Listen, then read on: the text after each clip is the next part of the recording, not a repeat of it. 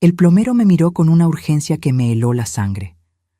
Señora, tome solo lo esencial y salga de este apartamento ahora. No le diga una palabra sobre esto a su hijo o su nuera.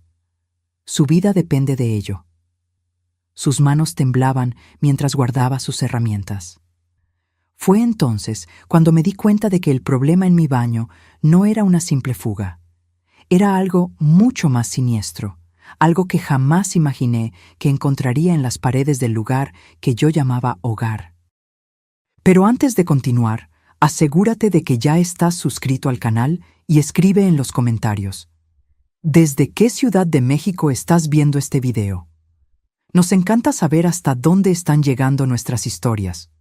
Fue un martes cualquiera cuando mi vida se desmoronó por completo. El grifo de mi baño comenzó a gotear durante la noche, un ruido molesto que me despertó varias veces. Por la mañana, noté una mancha de humedad en el techo del comedor, justo debajo del baño. Decidí llamar a un plomero. «Llegará en 1 hora», informó la voz tranquila del otro lado de la línea cuando llamé al número que mi hijo Miguel me había dado. A mis 68 años, yo vivía en una casa espaciosa que compramos con mi esposo décadas atrás en la Ciudad de México. Después de su muerte 5 años antes, nuestros hijos comenzaron a regresar a casa. Primero Miguel, que decía estar ahorrando para un apartamento propio en Guadalajara, y luego Julia, que volvió después de su divorcio turbulento, trayendo solo unas cuantas maletas y un silencio inquietante. Cuando sonó el timbre, abrí la puerta a un hombre de unos 50 años, de estatura media y cabello canoso. Llevaba un mono azul descolorido y cargaba una pesada caja de herramientas. «Señora Oliveira, soy Antonio, el plomero». Le mostré la mancha en el techo y lo llevé al baño de arriba. Examinó todo con atención profesional. «Necesito revisar las tuberías en el sótano también», dijo, «para entender el sistema completo». Le indiqué el camino y regresé a la cocina. Mientras esperaba, preparaba el almuerzo distraídamente. Julia todavía dormía. Sus horarios estaban completamente invertidos desde que regresó a casa, y Miguel estaba en el trabajo en la constructora. Casi 1 hora después, oí los pasos de Antonio subiendo las escaleras del sótano. Cuando me di vuelta para preguntar si había encontrado el problema, las palabras murieron en mi garganta. Su rostro estaba pálido y sus manos temblaban ligeramente. «Señora, ¿podemos sentarnos un momento?», preguntó, con una voz tensa que no coincidía con el profesionalismo tranquilo que había demostrado antes. Me senté a la mesa de la cocina, confundida. ¿Encontró algo serio en la fontanería? Antonio se quitó las gafas, limpiándolas nerviosamente antes de mirarme con una expresión grave.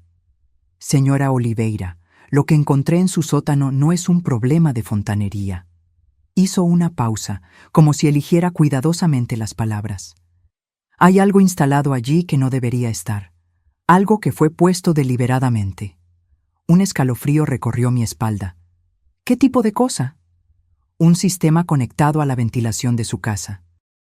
Específicamente al conducto que lleva a su habitación». Negué con la cabeza, sin entender. «Debe ser parte de la remodelación que hicimos hace 2 años.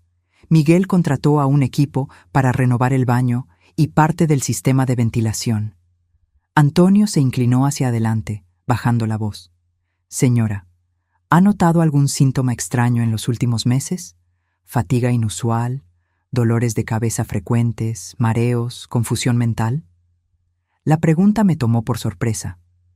«Bueno, sí.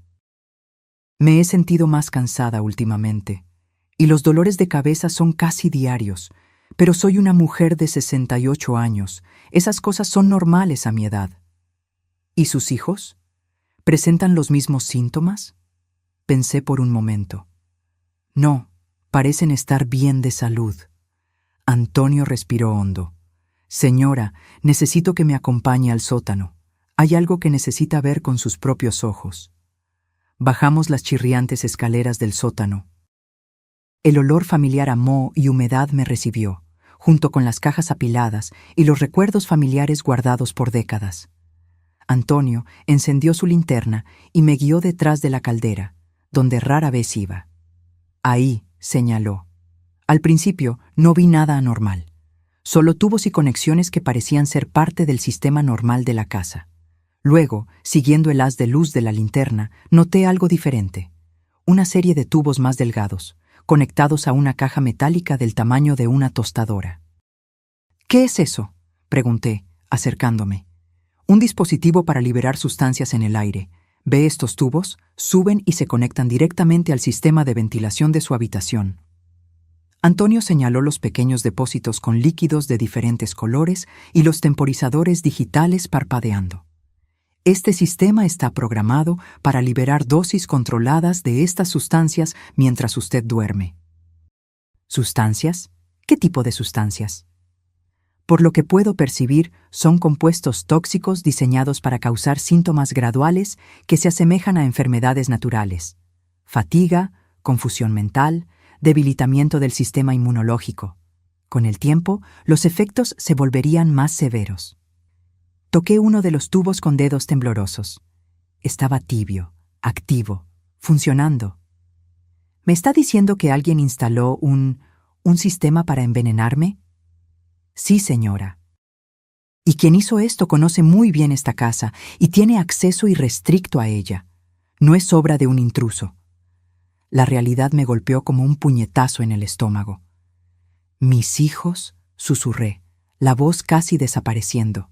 Antonio asintió gravemente.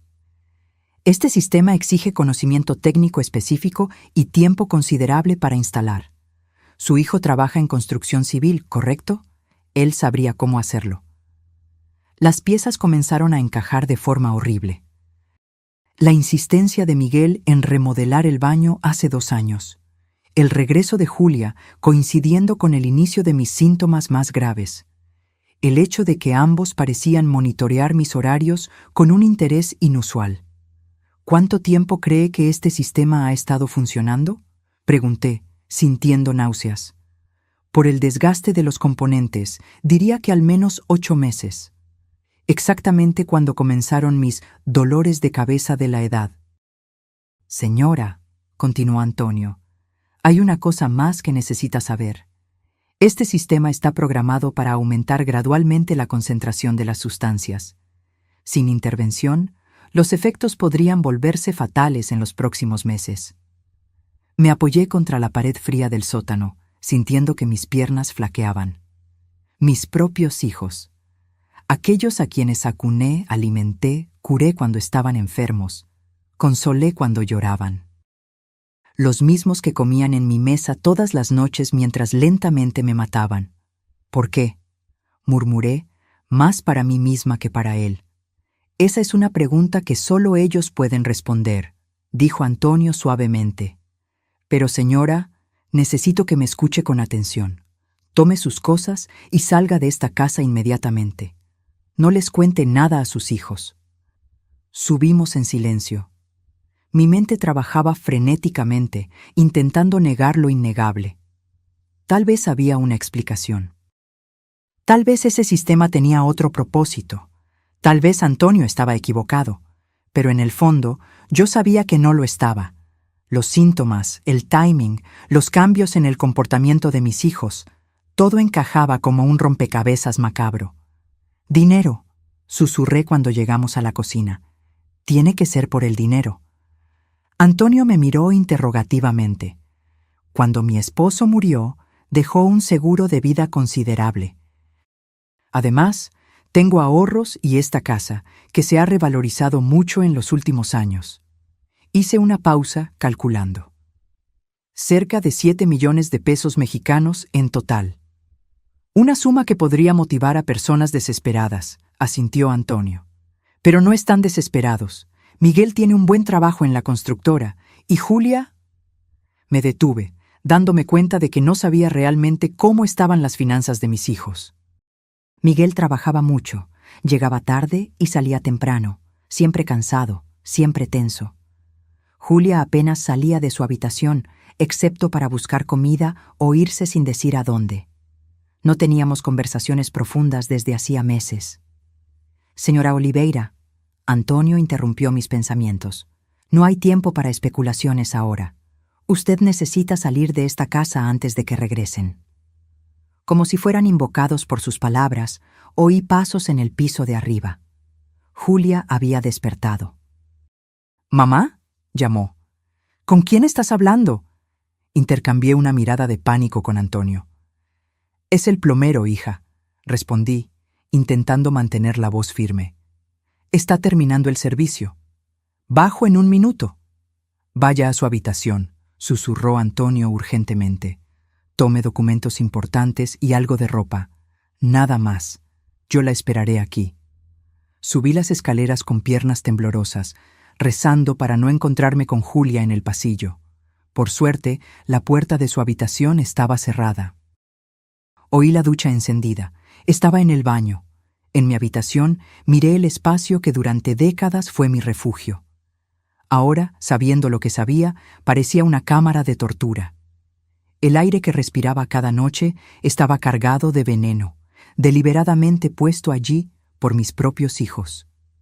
Con manos temblorosas, abrí la caja fuerte escondida en el fondo del armario y saqué mis documentos: identificación, tarjetas bancarias, escrituras. Puse algunas prendas esenciales en un pequeño bolso. Mis ojos cayeron sobre una fotografía en la cómoda. Yo con Miguel y Julia la Navidad anterior, todos sonrientes. En ese momento ya me estaban envenenando. Puse la foto en el bolso también, no porque quisiera recordar ese momento, sino como un recordatorio cruel de la traición que sufrí. Cuando bajé, Julia ya estaba en la cocina, conversando casualmente con Antonio. Llevaba una bata y tenía el cabello mojado. Parecía tan normal, tan inofensiva. ¿Entonces solo era un tubo viejo oxidado?, preguntaba, sirviéndose café. «Exactamente», respondió Antonio profesionalmente. «Ya está todo resuelto». Julia se dio vuelta y notó mi bolso. «¿Vas a salir, mamá?». La pregunta aparentemente inocente me paralizó. ¿Cómo responder cuando cada palabra podía traicionarme? «Sí», logré decir. «Tengo algunos asuntos que resolver». «¿Quieres que te acompañe? No tengo nada planeado para hoy». La idea de quedarme a solas con Julia fuera de la casa me aterrorizó. «No es necesario, querida. Son solo cosas aburridas del banco». Antonio se levantó, tomando su caja de herramientas. «Bueno, mi trabajo aquí ha terminado. Son 600 pesos por el servicio». Le pagué, nuestras manos tocándose brevemente en el proceso. Sus ojos transmitían un mensaje claro: «Es hora de ir». «¿Estás bien, mamá?», preguntó Julia, observándome atentamente. «Pareces un poco pálida». «Estoy genial», mentí, forzando una sonrisa. «Solo un poco cansada». «Has estado muy cansada últimamente. Tal vez deberías consultar a un médico». La ironía de sus palabras, fingir preocupación por síntomas que ella misma estaba causando, casi me hizo perder el control. «Tal vez lo haga», respondí, dirigiéndome hacia la puerta. «Te quiero, mamá», dijo Julia con una dulce sonrisa que una vez habría calentado mi corazón, pero que ahora sonaba como una puñalada. «Yo también te quiero», respondí automáticamente, preguntándome cuándo esas palabras se volvieron vacías para ella. Salí de la casa que había sido mi hogar por 40 años, sin saber si alguna vez volvería. Antonio me guió hasta su camioneta estacionada en la acera. «Entre», dijo, abriendo la puerta del pasajero. «Necesitamos salir de aquí antes de que su hija sospeche algo». Mientras nos alejábamos, miré por el espejo retrovisor la casa que amaba, transformada ahora en una trampa mortal por mis propios hijos. «¿A dónde vamos?», pregunté, agarrando mi bolso como si fuera un salvavidas. «A un lugar seguro donde podamos pensar en los próximos pasos», respondió Antonio. «Hay una cafetería a unos kilómetros de aquí en Monterrey. Podemos hablar allí sobre cómo proceder y llamar a las autoridades». «¿Las autoridades? ¿La policía?» «Sí, señora». «Lo que encontramos constituye intento de homicidio. Esto no es algo que podamos resolver solos». «Homicidio». La palabra resonó en mi cabeza. Mis hijos no eran solo ingratos o codiciosos, eran asesinos en potencia, asesinos que vivían conmigo, comían mi comida, fingían preocuparse por mí mientras meticulosamente ejecutaban mi muerte. No puedo creer que esto realmente esté pasando, murmuré, observando las calles familiares que ahora parecían extrañas y hostiles. Sé que es difícil procesar todo esto, dijo Antonio gentilmente, pero usted tomó la decisión correcta al salir de esa casa. ¿Y si estamos equivocados? ¿Y si hay otra explicación? Antonio me miró brevemente antes de volver a concentrarse en la carretera. Señora, instalé sistemas de ventilación durante 15 años antes de convertirme en plomero. Lo que vi en su sótano no es un error o un malentendido. Es un dispositivo diseñado específicamente para dispersar sustancias químicas en el aire de su habitación. No hay explicación inocente para eso. En el fondo, yo sabía que él tenía razón, pero mi mente seguía buscando desesperadamente una realidad alternativa donde mis hijos no fueran monstruos. ¿Cuánto tiempo cree que me quedaba?, pregunté en voz baja. Basado en los temporizadores y la concentración, yo diría que 2 o 3 meses más, a lo sumo. Sus síntomas habrían empeorado progresivamente hasta parecer una enfermedad natural. Habría desarrollado problemas respiratorios graves y falla orgánica. Habría muerto lentamente y nadie sospecharía nada. Lágrimas rodaron por mi rostro. ¿Cómo 2 personas pueden planear algo así? ¿Cómo pueden mirar a su propia madre a los ojos todos los días, fingiendo amor, mientras la matan? No tengo respuesta para eso, señora. Pero sé que personas capaces de esto no van a rendirse simplemente si son confrontadas. Si descubren que usted sabe la verdad, pueden acelerar sus planes o intentar algo más directo. Un escalofrío recorrió mi espalda. ¿Cree que vendrán por mí? Depende de la desesperación que tengan por el dinero y del compromiso con el plan original. Llegamos a una cafetería acogedora en el centro de Puebla, lejos de mi barrio. Antonio eligió una mesa en el fondo, lejos de las ventanas y cerca de una salida. Cuando me di cuenta de que estaba pensando estratégicamente en rutas de escape, la gravedad de mi situación me golpeó de nuevo. Una joven camarera se acercó para tomar nuestros pedidos. 2 cafés, por favor, dijo Antonio, y algo dulce para la señora. Ha tenido un día difícil. Mientras esperábamos los cafés, mi celular vibró. Era un mensaje de Julia. Mamá, ¿está todo bien? Hace un tiempo que saliste. Le mostré el mensaje a Antonio. Responda normalmente, aconsejó. Diga que está en el banco y que la fila está tardando. Escribí la respuesta con dedos temblorosos. Casi inmediatamente llegó otro mensaje. ¿Quieres que te recojamos después? Miguel llegará a casa en 1 hora. Ya están monitoreando sus movimientos, observó Antonio, la preocupación evidente en su voz. Esto significa que necesitamos actuar rápidamente. La camarera volvió con nuestros cafés y una rebanada de pastel de chocolate que no había pedido, pero por la que quedé agradecida. Necesitaba azúcar para procesar toda esa información. ¿Qué hacemos ahora?, pregunté, intentando mantener la calma. Primero, necesitamos pruebas concretas, respondió Antonio. Puedo volver a su casa esta tarde con el pretexto de verificar si hay fugas adicionales. Tomaré fotos detalladas del dispositivo y, si es posible, muestras de los productos químicos. Luego, llamaremos a la policía con suficiente evidencia para que no puedan negarlo. Y mientras tanto, ¿dónde me quedo? ¿Tengo algún pariente o amigo con quien pueda quedarme?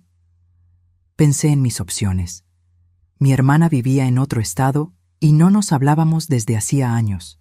Tenía algunos amigos cercanos, pero involucrarlos en esto parecía peligroso. Un hotel, sugerí finalmente. Anónimo, lejos de mi barrio. Antonio asintió y sacó una tarjeta de su bolsillo, escribiendo un número en el reverso. Este es mi número personal. Llame inmediatamente si sus hijos intentan contactarla de forma insistente o si nota algo extraño. Tomé la tarjeta, sintiéndola como un salvavidas. Antonio, ¿por qué me está ayudando? Ni siquiera me conoce. Tomó un sorbo de café antes de responder, sus ojos fijos en un punto distante más allá de la ventana. Perdí a mi madre hace 5 años. Murió de un cáncer agresivo, pero meses antes del diagnóstico se quejaba de síntomas extraños que los médicos no lograban explicar. Fatiga extrema, problemas respiratorios, debilidad generalizada. Hizo una pausa, respirando hondo. Solo después de que murió, descubrimos que mi hermano estaba adulterando sus medicamentos y robando sus ahorros. ¡Dios mío!, exclamé horrorizada. No pude salvar a mi madre porque no vi las señales a tiempo. Pero cuando vi lo que estaba sucediendo en su casa, supe que tenía una segunda oportunidad de hacer lo correcto. Sus palabras me conmovieron profundamente. Un extraño arriesgando su tiempo y seguridad para ayudar a una señora mayor que acababa de conocer. ¿Su hermano fue arrestado? Sí, pero solo por el robo. Cuando descubrimos lo de la medicación, ya era demasiado tarde para probar que contribuyó a su muerte. Por eso quiere reunir pruebas sólidas ahora. Exactamente. No quiero que sus hijos escapen de las consecuencias de lo que hicieron. Mi celular vibró de nuevo. Esta vez era Miguel. Mamá, Julia dijo que saliste hace horas. ¿Está todo bien? ¿Dónde estás? Respondí que estaba en el banco y que luego haría algunas compras. La respuesta vino inmediatamente. ¿Qué banco? Puedo ir a recogerte. La insistencia de él en saber exactamente dónde estaba comenzó a parecer menos preocupación y más control. Están poniéndose ansiosos, dijo Antonio, observando los mensajes. Probablemente se dieron cuenta de que usted ha estado fuera más tiempo de lo normal. ¿Qué les digo? Mantenga respuestas vagas pero tranquilizadoras. Diga que está bien y que volverá pronto. Hice como él sugirió, pero las respuestas seguían llegando, cada vez más insistentes. Entonces Miguel llamó. «Conteste», orientó Antonio. «Pero sea cuidadosa con lo que dice». «Hola, hijo», respondí, intentando sonar casual. «¿Dónde estás, mamá?» Su voz estaba tensa, controlada. «Julia dijo que saliste con un bolso. ¿Vas a pasar la noche fuera?» «No, querido, solo llevé algunos documentos para resolver en el banco». «¿Qué documentos? ¿Qué banco?» El interrogatorio de él me estaba poniendo nerviosa. «¿Por qué tantas preguntas, Miguel? Soy una mujer adulta». Hubo una pausa al otro lado de la línea. «Disculpa, mamá. Es que has estado actuando extrañamente en el último tiempo. Julia y yo estamos preocupados por tu salud». La ironía de sus palabras, fingir preocupación por los síntomas que él mismo causaba, hizo que mi estómago se revolviera. «Estoy perfectamente bien», respondí con firmeza. «Tal vez deberías consultar a un médico. A tu edad, es importante hacerse exámenes regulares». Comprendí su estrategia. Querían que yo fuera al médico para documentar mis síntomas, crear un historial médico que respaldara la idea de que estaba desarrollando una enfermedad natural. «Voy a pensarlo», dije, queriendo terminar la conversación. «Te veo más tarde. Te quiero, mamá». Las palabras, una vez preciosas, ahora sonaban vacías y manipuladoras. «Yo también te quiero», respondí automáticamente, dándome cuenta de que era la segunda vez ese día que mentía sobre eso. Después de colgar, noté que mis manos temblaban violentamente. Antonio las cubrió con las suyas, un gesto reconfortante que me sorprendió. «Usted no está sola en esto», dijo gentilmente. «Vamos a resolverlo todo». Pagamos los cafés y fuimos a un hotel modesto en el centro de Tijuana. Antonio habló con el recepcionista, reservando una habitación a su propio nombre para que nadie pudiera rastrearme.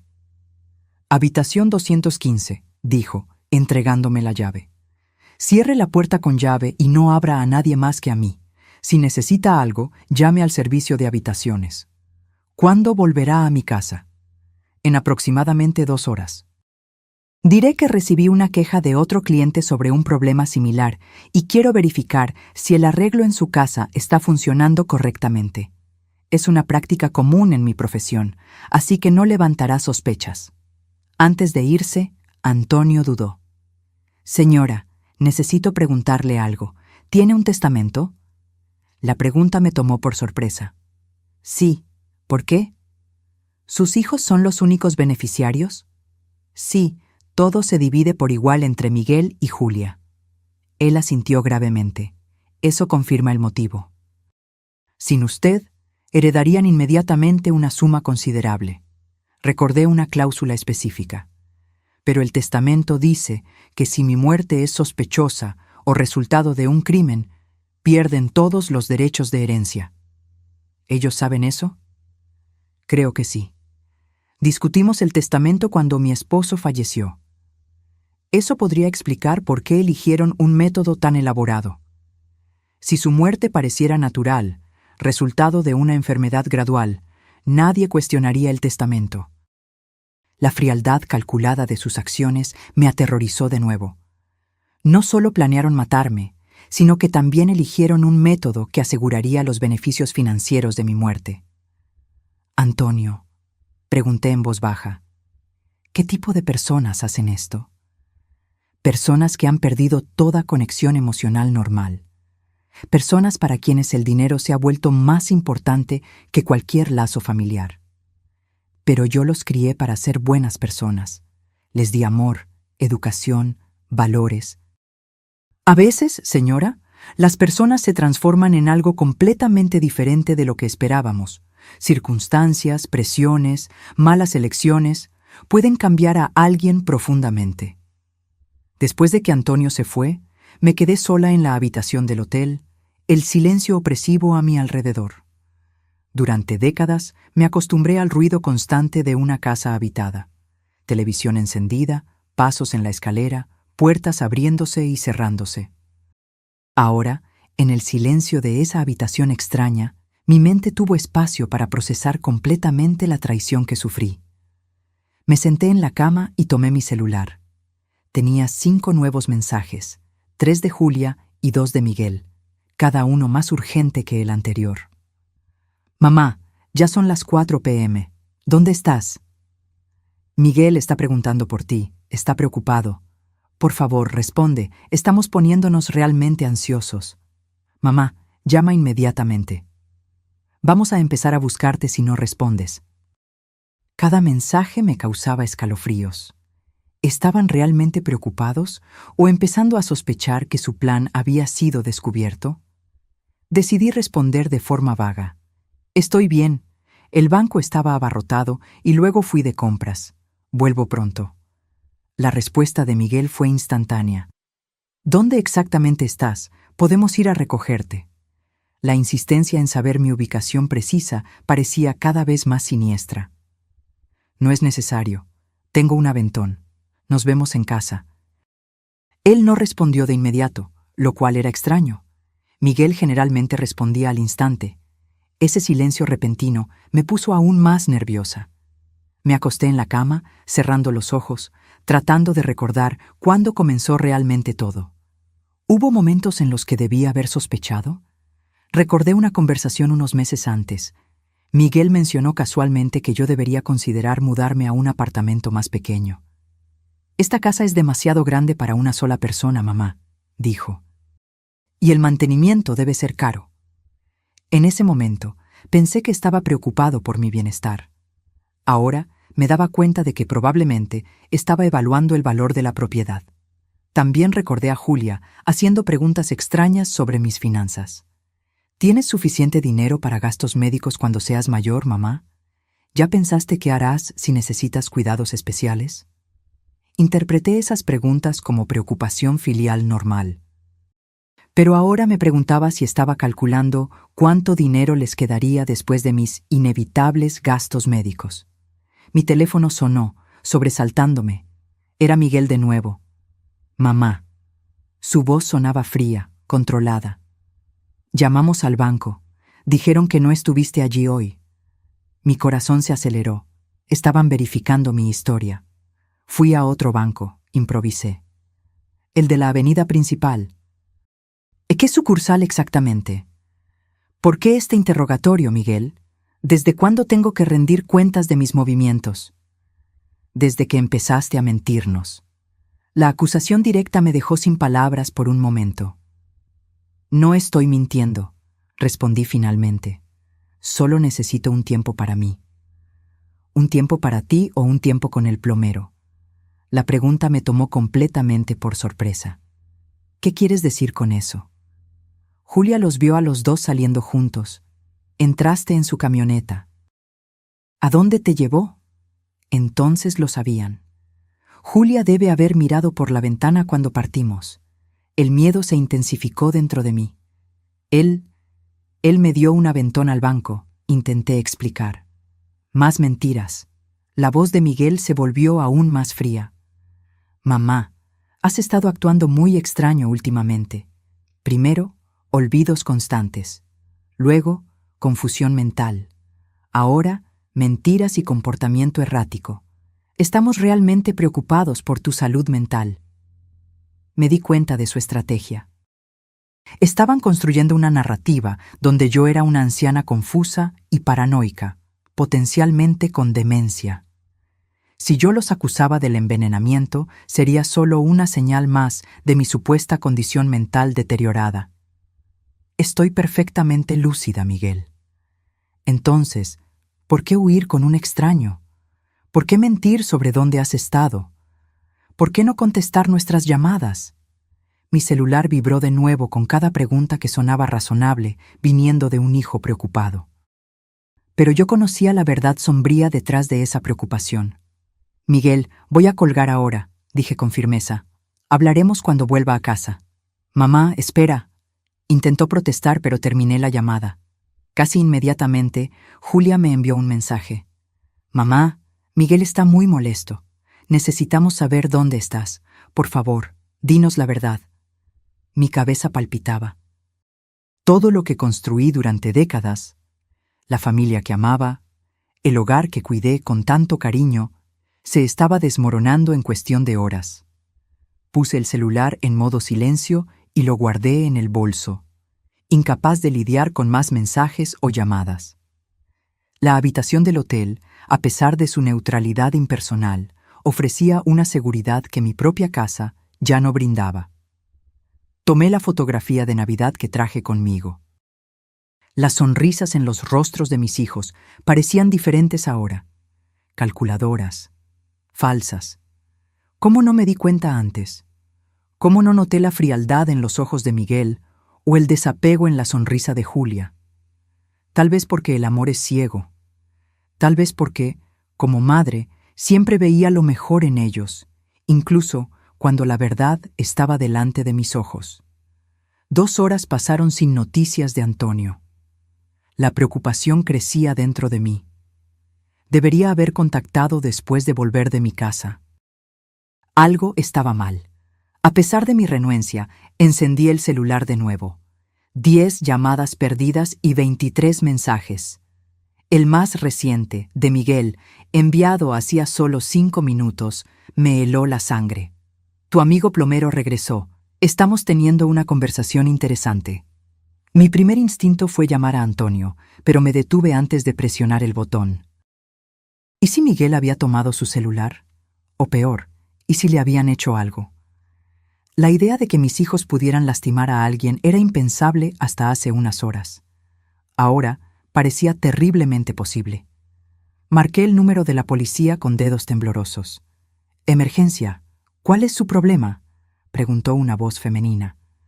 Necesito denunciar un intento de asesinato», dije, mi voz casi un susurro.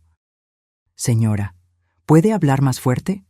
¿Quién está intentando asesinar a quién?» «Mis hijos», respondí, la realidad de las palabras golpeándome de nuevo. «Mis hijos están intentando matarme lentamente.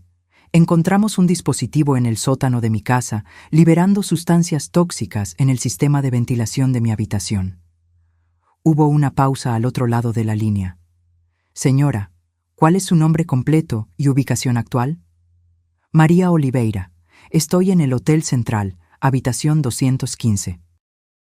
«Ah, ¿y dónde están sus hijos ahora?» «En mi casa.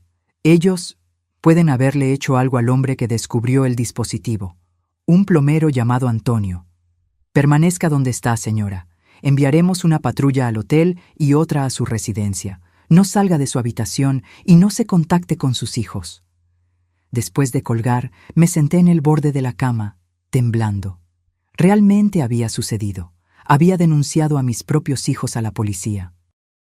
Las personas que traje al mundo, amé incondicionalmente, sacrifiqué todo para criar, ahora las estaba entregando a las autoridades. 15 minutos después, golpes firmes en la puerta anunciaron la llegada de la policía. 2 oficiales, una mujer de mediana edad y un hombre más joven, me escucharon atentamente mientras narraba los eventos del día. Mostré los mensajes insistentes de mis hijos, expliqué sobre el dispositivo en el sótano, el deterioro gradual de mi salud, la ayuda de Antonio. «Señora Oliveira», dijo la policía, después de anotar todo. «Otro equipo está en su residencia en este momento. Logramos contactar al señor Antonio. Está bien, pero bastante conmocionado. Al parecer, sus hijos lo interrogaron cuando regresó para recoger evidencia». «¿Lo lastimaron?», pregunté, horrorizada. «No físicamente, pero hubo amenazas. El señor Antonio logró salir de la casa con el pretexto de buscar herramientas en la camioneta y contactó a la policía inmediatamente. El alivio que sentí al saber que Antonio estaba seguro rápidamente dio paso a una nueva preocupación. ¿Y ahora? Necesitamos que usted nos acompañe a la estación de policía para formalizar la denuncia. Mientras tanto, un equipo forense está verificando su casa. Si encuentran evidencia del dispositivo que mencionó, sus hijos serán detenidos para interrogatorio. ¿Y si ya han removido todo?», la policía intercambió una mirada con su colega. El señor Antonio nos informó que, al regresar a la residencia, notó señales de que el dispositivo había sido desmantelado a toda prisa. Sin embargo, también cree que habrá rastros químicos que los técnicos forenses podrán detectar. En la estación de policía, pasé horas prestando declaración, detallando cada aspecto de la situación, los primeros síntomas, las preguntas extrañas de mis hijos sobre mis finanzas, su insistencia en monitorear mis movimientos y, finalmente, el descubrimiento de Antonio en el sótano. Mientras hablaba, una parte de mí todavía no creía que todo aquello estaba sucediendo. ¿Cómo una madre de 68 años puede estar en una estación de policía denunciando a sus propios hijos por intento de homicidio? Parecía una pesadilla de la que no podía despertar. Alrededor de las 10 de la noche, un detective entró en la sala de declaraciones con una expresión grave. «Señora Oliveira, tenemos noticias del equipo forense». Mi corazón casi se detuvo mientras esperaba el veredicto. Encontraron residuos químicos significativos en los conductos de ventilación que llevan a su habitación, compatibles con sustancias que, al ser inhaladas continuamente, pueden causar los síntomas que usted describió. También localizaron partes desmontadas del dispositivo que fueron apresuradamente escondidas en el fondo de una caja en el sótano. Lágrimas silenciosas rodaron por mi rostro. Una parte de mí todavía esperaba que todo fuera un terrible malentendido, que mis hijos fueran inocentes, que hubiera otra explicación. Ahora, esa esperanza estaba irrevocablemente destruida. «Sus hijos están detenidos para interrogatorio», continuó el detective. «Hasta el momento, ambos niegan cualquier implicación, afirmando que usted ha presentado signos de paranoia y confusión mental en los últimos meses. Exactamente como yo temía. Estaban usando los síntomas que causaron en mi contra. ¿Y en cuanto a pruebas de que fueron ellos quienes instalaron el dispositivo?». El detective dudó. «Eso puede ser más difícil de probar directamente. Sin embargo...». Abrió una carpeta y puso una fotografía en la mesa. Era una página de un cuaderno con la caligrafía inconfundible de Julia. «Encontramos esto escondido entre los libros en la habitación de su hija. Parece ser un registro detallado de sus síntomas a lo largo del tiempo, con anotaciones sobre ajustes en las dosis». Miré la hoja de papel, sintiendo náuseas al ver entradas como 27:04. «Mamá durmió 12 horas seguidas. Aumento de la dosis nocturna funcionando». Y 15:05 se quejó de mareos y confusión. Tal vez reducir un poco para no levantar sospechas. Era una documentación metódica, clínica, de mi deterioro planeado, como un experimento científico, como si yo no fuera un ser humano, y mucho menos su madre. Esto es... No pude terminar la frase. Evidencia bastante incriminatoria, completó el detective. Junto con declaraciones de vecinos confirmando la remodelación del baño hace 2 años, supervisada por su hijo, y sus conocimientos técnicos en el área de construcción, tenemos un caso sólido. El primer mes después del arresto de mis hijos pasó como un borrón. Fui sometida a una batería de exámenes médicos que confirmaron la presencia de toxinas en mi organismo. Los médicos quedaron conmocionados al descubrir que yo estaba siendo lentamente envenenada en mi propio hogar, por mis propios hijos. «Es un milagro que haya sobrevivido», dijo el toxicólogo. La exposición prolongada a estas sustancias podría haber causado daños permanentes en sus órganos o incluso la muerte. A medida que las toxinas fueron eliminándose de mi cuerpo, mi salud mejoró drásticamente. Los dolores de cabeza desaparecieron, la confusión mental se aclaró, la energía regresó. Físicamente, me estaba recuperando. Emocionalmente, la herida parecía imposible de sanar. No pude volver a mi casa. Los recuerdos eran demasiado dolorosos. Cada rincón de ese lugar ahora contenía el eco de la traición. Puse la propiedad en venta y me mudé temporalmente a un pequeño apartamento alquilado. Durante la investigación, la verdad completa salió a la luz. Miguel tenía deudas de juego que sumaban más de 2 millones de pesos. Apuestas compulsivas que él escondía de todos, pidiendo préstamos a prestamistas que comenzaron a amenazarlo física y financieramente. Julia, por su parte, descubrió que no recibiría nada en el divorcio después de que su exesposo probara su infidelidad con pruebas concretas. Estaba prácticamente en bancarrota y desesperada. Juntos, mis hijos calcularon que mi muerte les daría acceso inmediato a casi 7 millones de pesos, entre seguro de vida, ahorros y el valor de la casa. Como sabían que una muerte sospechosa invalidaría el testamento, planearon algo que pareciera natural. Un deterioro gradual atribuible a la edad avanzada, culminando en falla orgánica que ningún médico cuestionaría. La idea del envenenamiento lento fue de Julia. Con su conocimiento de química, ella planeó meticulosamente qué sustancias usar y en qué concentraciones para simular un declive natural. Miguel, usando sus conocimientos de construcción civil, instaló el sistema durante la remodelación del baño. El juicio fue una pesadilla. Sentada en el tribunal, día tras día, oyendo detalles horribles sobre cómo mis propios hijos conspiraron para matarme, sentí como si estuviera viviendo la vida de otra persona. Esto no podía ser mi realidad. No podía ser mi familia. Lo más difícil fue enfrentar la mirada de ellos. Miguel mantuvo una expresión impasible durante todo el proceso, como si estuviera más allá de cualquier emoción. Julia alternaba entre lágrimas dramáticas cuando el jurado estaba mirando y miradas frías y calculadoras cuando creía que nadie prestaba atención. Antonio testificó detalladamente sobre su descubrimiento en el sótano y las conversaciones que escuchó entre mis hijos. Su testimonio fue crucial para el caso.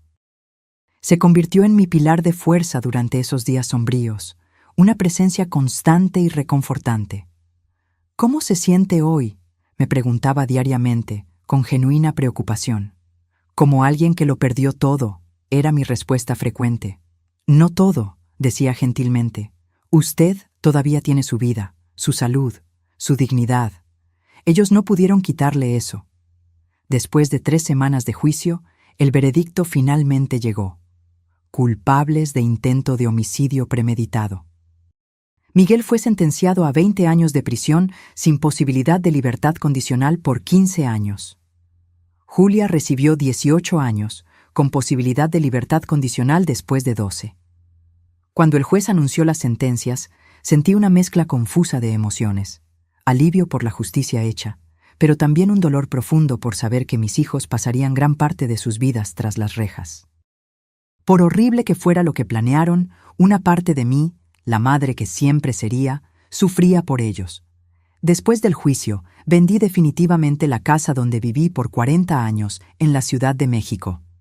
Con el dinero, compré un pequeño apartamento en la ciudad costera de Acapulco, a cientos de kilómetros de distancia, donde nadie me conocía y donde podría empezar de nuevo sin el peso de las memorias dolorosas. Antonio continuó presente en mi vida, primero como un amigo solidario, luego como algo más. No un romance tradicional, ambos cargábamos cicatrices demasiado profundas para eso, sino una compañía reconfortante basada en el respeto mutuo y la comprensión compartida de cuán impredecible y cruel puede ser la vida.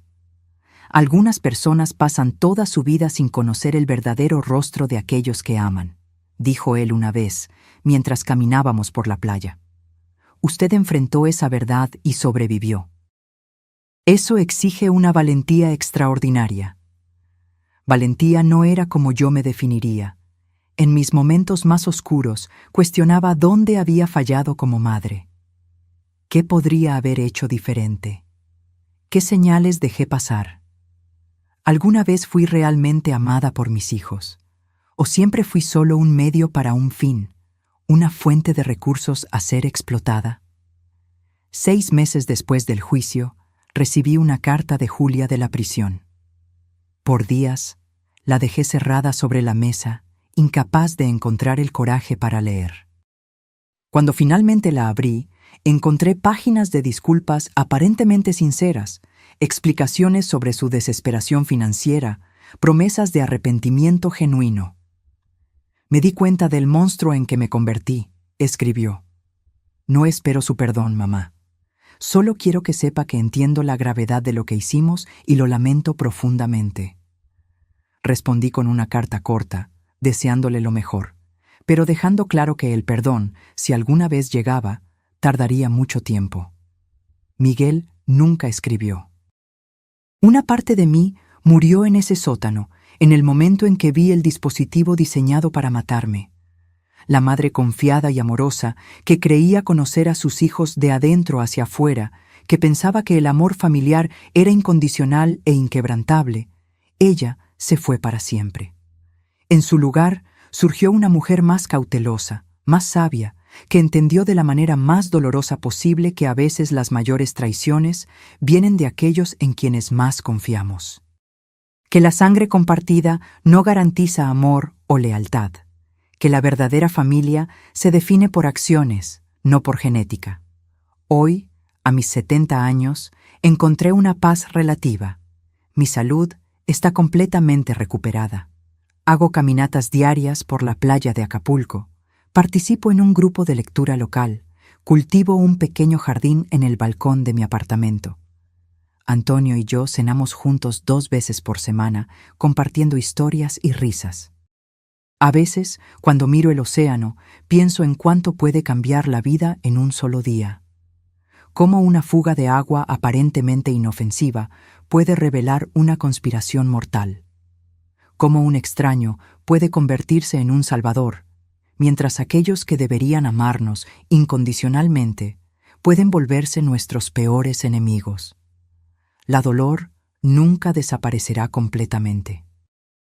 En cumpleaños, días festivos, momentos especiales, siento la ausencia de mis hijos, no como son ahora, sino como eran antes o como yo creía que eran. Sin embargo, aprendí a convivir con ese dolor, a integrarlo como parte de mi historia sin dejar que me defina. El plomero que vino a arreglar una fuga terminó salvando mucho más que un techo dañado. Salvó mi vida. Y me enseñó que, a veces, la salvación viene de los lugares más inesperados, mientras que las amenazas pueden esconderse donde menos esperamos. Si hay una lección que puedo compartir de esta terrible experiencia, es que debemos valorar a las personas por sus acciones, no por sus títulos o lazos sanguíneos.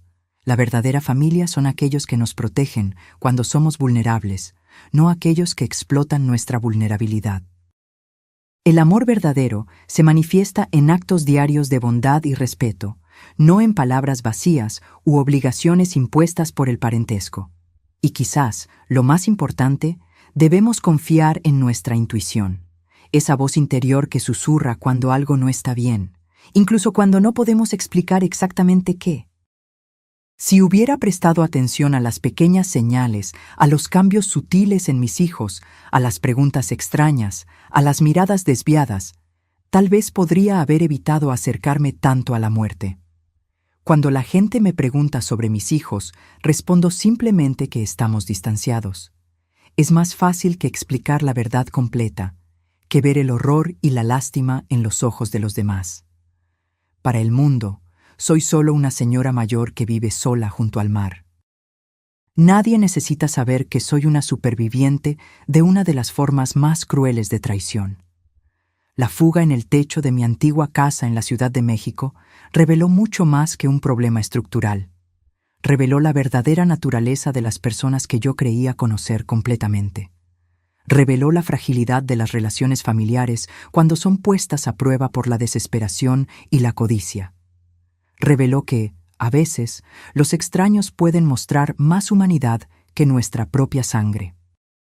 En algunas noches, todavía me despierto sobresaltada, pensando haber oído pasos en el pasillo o imaginando que estoy de vuelta en esa casa, respirando veneno sin saberlo. El trauma deja marcas que el tiempo atenúa, pero nunca borra completamente. Otras supervivientes de violencia doméstica me dicen que esa sensación de alerta constante, esa dificultad para confiar de nuevo, es normal, que forma parte del proceso de curación. Que un día, tal vez, lograré dormir sin verificar 2 veces si las puertas están cerradas o sin analizar el comportamiento de las personas a mi alrededor en busca de señales de falsedad. Antonio entiende esto mejor que nadie. Él perdió a su madre por su propio hermano y carga una culpa que resuena con la mía, la culpa de no haber notado las señales a tiempo. Tal vez por eso nos conectamos tan profundamente. Ambos conocemos el dolor específico de ser traicionado por aquellos que deberían protegernos. ¿Sabe lo que me ayudó a seguir adelante?, me preguntó una vez. Darme cuenta de que, a pesar de todo lo que pasó, todavía existen personas buenas en el mundo, que por cada persona capaz de traición hay otras capaces de actos extraordinarios de bondad. Intento aferrarme a esa verdad en los días malos. Recuerdo que, el mismo día en que descubrí que mis hijos planeaban mi muerte, también descubrí que un extraño arriesgó su seguridad para salvar mi vida. La vida es así, luz y sombra entrelazadas. El mismo mundo que alberga monstruos también alberga héroes. La misma existencia que nos trae dolor inimaginable también ofrece momentos de belleza inesperada. Cuando me siento en mi balcón observando la puesta de sol en Acapulco, siento gratitud por la segunda oportunidad que recibí. Por poder respirar sin miedo, por haber descubierto la verdad antes de que fuera demasiado tarde, por haber encontrado una fuerza que no sabía poseer. No sé lo que el futuro les depara a mis hijos. Si algún día se arrepentirán verdaderamente, si algún día volverán a mi vida de alguna forma. No sé si algún día lograré perdonarlos completamente. Lo que sí sé es que, a pesar de todo lo que perdí, gané algo precioso, la verdad. Por dolorosa que sea, la verdad me liberó de una muerte lenta y me dio la oportunidad de reconstruir mi vida en bases más auténticas. Y tal vez esa sea la lección final de esta terrible historia. Que a veces necesitamos perderlo todo para descubrir quiénes somos realmente. Que en las cenizas de la destrucción podemos encontrar semillas de un nuevo comienzo. Que incluso después de la traición más profunda, es posible encontrar un camino de regreso a la luz. Ya no soy solo María, la madre de Miguel y Julia. Soy María, una mujer que enfrentó lo impensable y sobrevivió. Una mujer que aprendió de la manera más difícil que la familia no se define por la sangre, sino por el amor genuino y las acciones consistentes. Una mujer que, gracias a una fuga en el techo y a un plomero atento, ganó la oportunidad de envejecer con dignidad y paz, un privilegio que mis propios hijos intentaron negarme. Y por eso, incluso en los días en que el dolor parece insoportable, estoy profundamente agradecida. Ahora, si te gustó esta historia, haz clic en suscribirte Y dime en los comentarios, ¿qué parte te dejó con la boca abierta? Y no olvides unirte como miembro para tener acceso a videos exclusivos que no publico aquí. Te espero allí.